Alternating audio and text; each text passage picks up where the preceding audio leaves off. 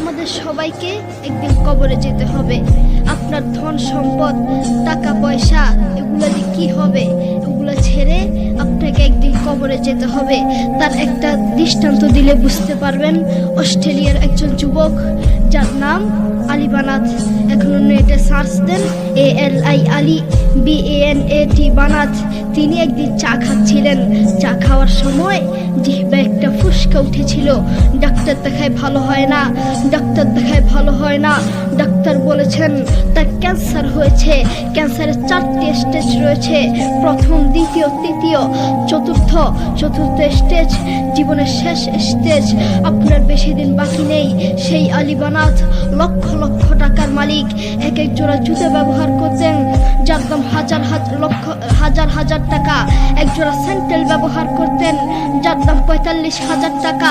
একটা ফেরারি গাড়ি ব্যবহার করতেন।